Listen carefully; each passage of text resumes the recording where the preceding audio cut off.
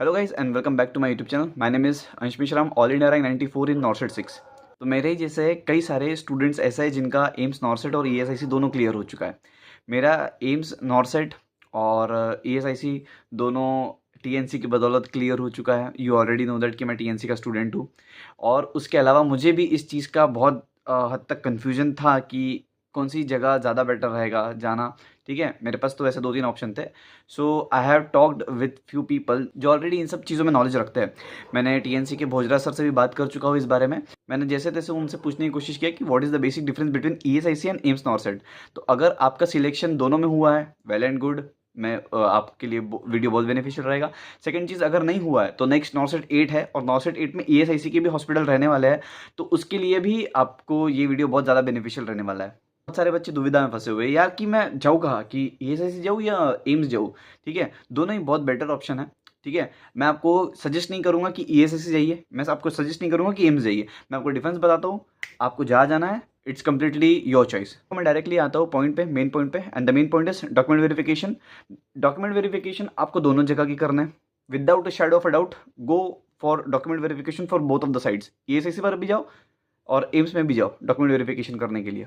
फ़र्क नहीं पड़ता कि आप कौन से गवर्नमेंट जॉब पर है, स्टेट में है, सेंट्रल पे है, ठीक है, ऑटोनॉमस बॉडी में है, एम्स में, जो भी है।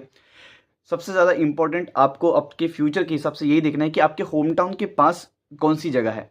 99% बच्चे ऐसे हैं जिनकी शादी नहीं हुई है, दे आर बैचलर, या हो सकता है उनकी गर्लफ्रेंड या बॉयफ्रेंड हो। ठीक है, और कईयों के तो गर्लफ्रेंड या बॉयफ्रेंड भी नहीं है, क्योंकि प्रिपरेशन के दौरान आपको इन सब चीज़ों के लिए टाइम नहीं मिलता है। So to be very frank with you guys, अगर आप शादीशुदा नहीं हैं तो आपको घर से बाहर जाने के लिए कोई बड़ी चीज़ नहीं लग रही होगी, है ना। पर आपको फैमिली के पास तो वापस आना ही है। आपको शादी तो आपके घर से या आपके स्टेट से या इसी जगह से करना है। So that's why home town is really very important. तो ईएसआईसी अगर आपको होम टाउन देता है तो मैं सोचूंगा कि आप ईएसआईसी ज्वाइन करें। अगर आपको एम्स होम टाउन मिलता है और ईएसआईसी में नहीं मिल पा रहा है, so please go for AIIMS. ठीक है, तो जहाँ पर होम टाउन ज़्यादा बेटर है, ये मेरा पर्सनल सुझाव है आपको, कि जहाँ पर आपको होम टाउन मिलता है वो जगह सिलेक्ट करना बहुत ज़्यादा ज़रूरी है। Second point which I would like to talk about is transfer policy. Transfer policy is really very important. See why? Let me explain. See, join AIMS wherever you want to. जहाँ पर भी आपको मिलता है ज्वाइन करिए, पर वहाँ पे ट्रांसफ़र तो है ही नहीं। Simple as that.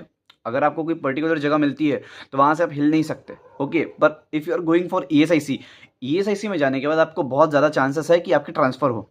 ठीक है, ट्रांसफरेबल जॉब है।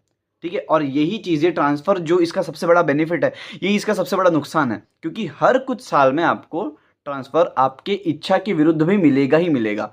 ठीक है, अब अगर आप एक जगह पर एक सिटी में फिक्स है और आपका टेन्योर वहाँ पे कंप्लीट हो जाता है, तो मैंने ऐसा सुना हो कि ईएसआईसी में ट्रांसफ़र करवा ही देते हैं, इफ़ यू वांट इट और if you don't want it. AIIMS में तुम्हारी इच्छा के विरुद्ध क्या, अगर तुम्हारी इच्छा भी हो तो भी ट्रांसफ़र नहीं हो सकता, ये तो हम सभी जानते हैं। Next point and the most important point, transfer से भी ज़्यादा इंपॉर्टेंट पॉइंट मैं आपको बताने जा रहा हूँ।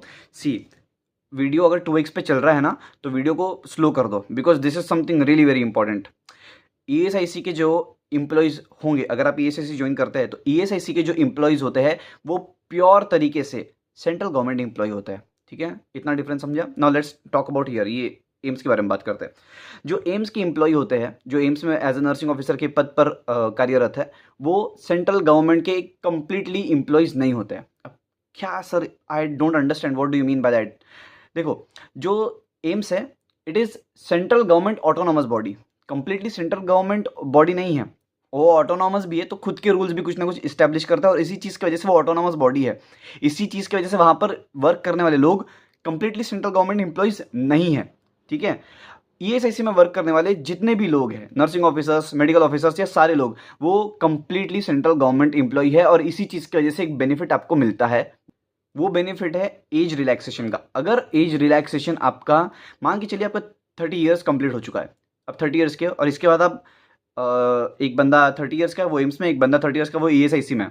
ठीक है, आप फॉर्म भरते हैं और फॉर्म भरने के समय आप बोलते हैं कि मैं सेंट्रल गवर्नमेंट एम्प्लॉय हूँ ईएसआईसी का, तो आपको एज रिलैक्सेशन मिलता है। ठीक है, आप बोलते हैं मैं सेंट्रल गवर्नमेंट एम्प्लॉय हूँ एम्स का, तो आपको एज रिलैक्सेशन नहीं मिलता। तो एक एज कंप्लीट होने के बाद भी अगर आप सेंट्रल गवर्नमेंट एम्प्लॉय है तो आप एग्जाम दे सकते हैं, if you are working in ESIC. If you are working in ESIC, अगर आप ईएसआईसी में वर्क नहीं कर रहे हैं, एम्स में वर्क कर रहे हैं, आपको ऐसा लगता है कि आप सेंट्रल गवर्नमेंट एम्प्लॉय है, पर जो फॉर्म एम्स वाले ही होते हैं, वो इस चीज़ को मान्यता नहीं देते हैं कि आप सेंट्रल गवर्नमेंट एम्प्लॉय है। आपको बोला जाता है सेंट्रल गवर्नमेंट ऑटोनॉमस, इसलिए आपको एज रिलैक्सेशन भी नहीं मिलता है। ये बहुत ज़्यादा इंपॉर्टेंट पॉइंट है, बहुत कम बच्चों को पता है, इसलिए अगर नहीं समझा तो वापस जाके देखिए, नहीं समझता है तो प्लीज़ मुझे पर्सनली मैसेज करिए, फिर यूट्यूब में यहाँ पे कमेंट सेक्शन में कमेंट करिए। Most important thing as it is money. Sir पैसों के बारे में बताइए। The thing is salary almost same है, वो जो भी आपका जो लेवल 7 का पे है वो सब एग्जैक्टली सेम है, ठीक है। थोड़ा सा 19-20 का फर्क आ सकता है, that's all. And next point which I would like to talk about is workload. Workload AIIMS में ज़्यादा है, हाँ मैं मानता हूँ कि एम्स टू एम्स वैरी करता है, डिपार्टमेंट टू डिपार्टमेंट वैरी करता है, बट ऑन एन एवरेज अगर पकड़े तो एम्स में थोड़ा ज़्यादा है, ईएसआईसी में थोड़ा लेस है, ऐसा मान के चल सकते हैं। यहाँ तक के तो इंपॉर्टेंट पॉइंट्स मैंने कवर कर लिया हो। Now let's talk about less important points. Recognition के बारे में बात कर लेता हूँ। तो मेरे हिसाब से, ठीक है, यहाँ पर वैरी कर सकता है, अलग अलग यूट्यूबर्स आपको अलग अलग चीज़ें बता सकते हैं। मुझे ऐसा लगता है कि एम्स का रिकॉग्निशन ज़्यादा है, ठीक है। इसलिए एम्स का देखो, एम्स बहुत पहले से ही एग्जाम कंडक्ट करते हुए आ रहा है, ईएसआईसी के तो अभी अभी आए और अभी अभी नॉर्सर्ट के साथ जुड़े हैं, तो ईएसआईसी का रिकॉग्निशन थोड़ा सा कम है, even though it is really very old body, but nursing officers का recognition in ESIC it is little bit less, okay, as compare to AIIMS nowadays.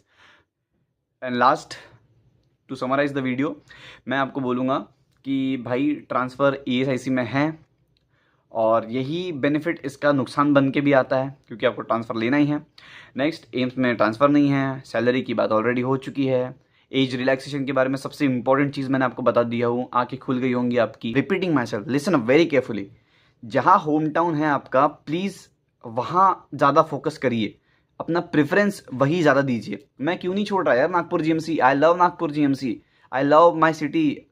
You are not understanding my current situation right now, but eventually you will understand in a few days.